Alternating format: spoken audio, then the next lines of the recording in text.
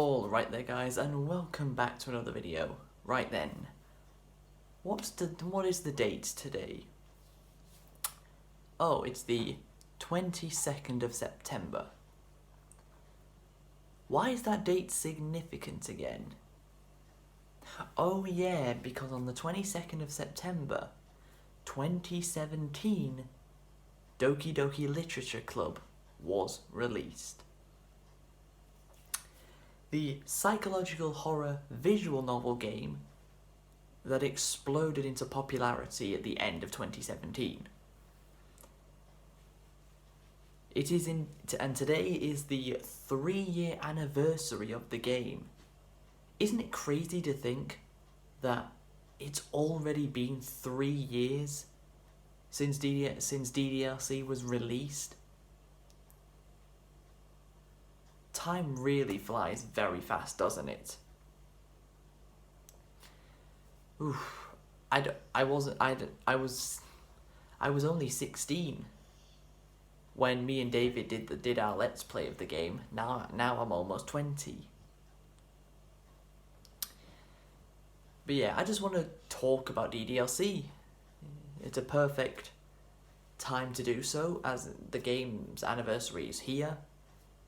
And not only that, Monica's birthday is the same date as the release date of the game, meaning today is Monica within the game's birthday,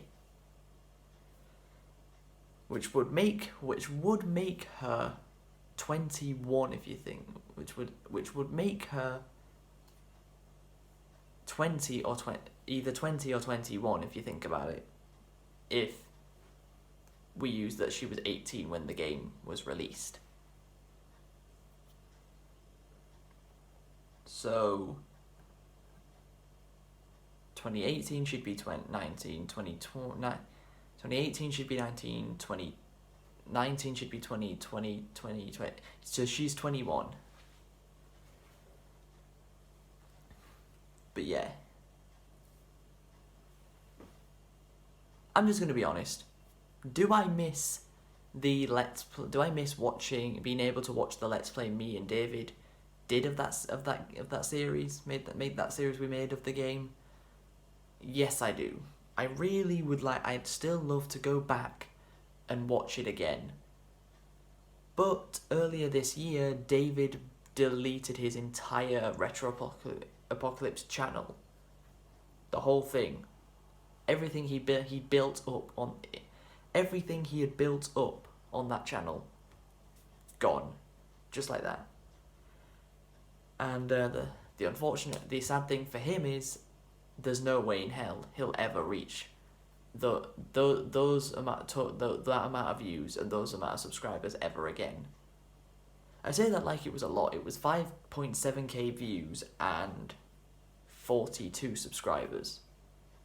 He will never reach 42 subscribers on YouTube ever again.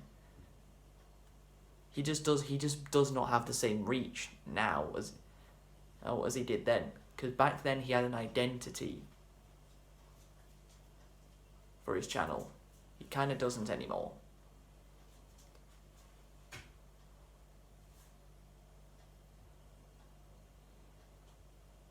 But yeah. Let's talk about the explosion in popularity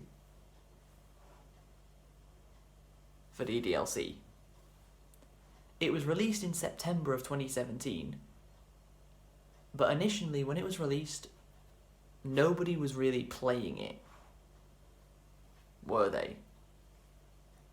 It wasn't until around November-December time of 2017 that DDLC just exploded in popularity and so many people were playing it. PewDiePie, Markiplier, Jacksepticeye, they were all playing it. All three of them were playing DDLC around that time. And as I mentioned, me and David did an entire series on his channel for it. I appeared in a grand total of 3 episodes out of like the 9 he made. And the thing is, that game did something for him. For the first and only ever time, DDLC actually made David super consistent when it came to uploading videos. Because he's never been very consistent, that consistent to begin with. Even he'll admit that.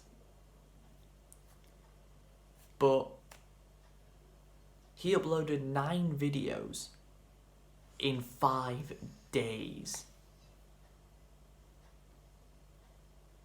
9 videos in 5 days. That's unheard of for him. Sometimes it'd be astonishing if he uploaded 9 videos in 5 months. But 5 days, that was crazy. We had him jumping back on his chair when Sayori's death happened. We had that. Do you guys remember that rant he went on in the episode after the episode where Sayori he did on his own, where Sayori confessed that she has depression, right? Do you guys remember? He said he had to stop recording because he was tearing up. Then he came back to the video. Then he came back to do the next part. And do you remember the video was like 45 minutes long? But like 34 minutes into the video, he stopped playing the game. That was the end of the gameplay for the episode, and he went on like a 10 to 15 minute rant about depression and anxiety, which I thought was very incredibly good. A very good part of it. That was the best part of the episode. Because he sounded like he cared. He genuinely cared about this. As like, these are issues he holds close to him.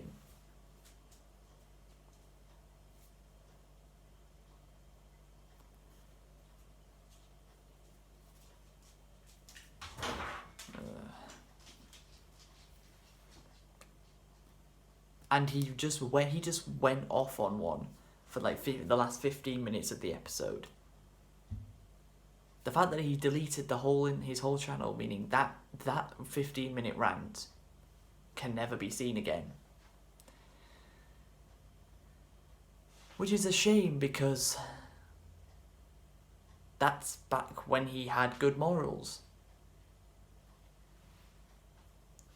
But yeah, I thoroughly enjoyed the Doki Doki Literature Club series we did on his channel.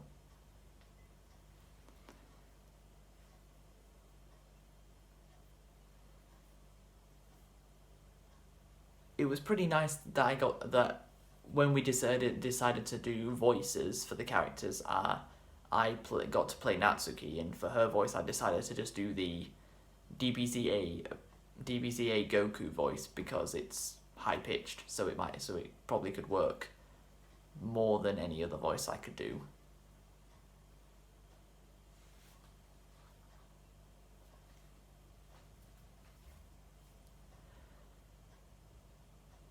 But after the initial surge of DDLC, of people playing it, we had videos about theories. We had about like game theory went to town on DDLC about things like the Portrait of Markov, which to this day we still don't know what that is. Is that the name of the sequel to DDLC? Who knows? When will Dan Salvato finally release the sequel to DDLC? Who knows, because it has now been 3 years since DDLC was released, and no signs of any teasers or anything for a DDLC sequel. But the reason why the game continued to survive a bit longer after its initial surge of popularity is because people started making mods of DDLC. We had a DDLC mod where you basically played through the whole game as normal, but as Sayori, not the MC. So you got to see her perspective of everything, meaning every time there was a scene where the main character was with Yuri, Natsuki, and Monika, but Sayori wasn't there, you were playing as Sayori, and you got to see what she was up to. There's ones where you and Monika are just dating, which is what which is the whole point of what she wants from you in the game, but minus all the deleting everyone else's existence part. There's a mod where that doesn't need to happen. You and her are just dating. There's one where you and Yuri are dating, you and Natsuki are dating. And honestly, some of the mods are even scarier than the original game. Like, people have gotten Dan Salvatore's product and made it even better. In like the first few months of 2018, I was addicted to watching DDLC mod videos. It's actually how I found the YouTuber Bijou Mike, which I actually still watch now. To this day, I still do watch.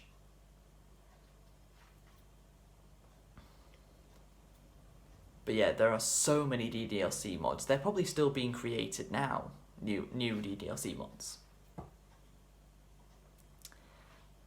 But if you guys want to know an interesting fact, DDLC is not the first ever visual novel to do the psychological horror breaking the fourth wall type of game. I'm not lying. It's not the first one to do it. There's a game called You and Me and Her, a Love Story, which is an older visual novel than DDLC, but basically does the same thing. It looks like a normal visual novel, but the further you get into it, the fourth wall breaking and psychological horror aspects start to creep into the game. And the whole, when one of the characters addresses you personally, not the player, not the MC, not the character, but addresses you, the player, personally. But DDLC became more popular than that game simply because DDLC is free and that game is not. But yeah, wow, this video has just been me rambling, pretty much, hasn't it, about DDLC. Mostly about the Let's Play me and David did, because it was quite a very enjoyable series. And I wish it didn't, and I wish it was still on YouTube now, but it's not. The only way we'd get something like that back is if I made my own Let's Play of DDLC. But gaming videos ain't what I do anymore, so there's no chance of that happening. So yeah, that's going to be it for this video. I hope you guys have enjoyed. Please be sure to leave a like, subscribe if you're new to the channel, follow me on all my social medias. Happy 3-year anniversary to Doki Doki Literature Club, and see you guys tomorrow, probably, for the next second channel video. But until then, catch you later.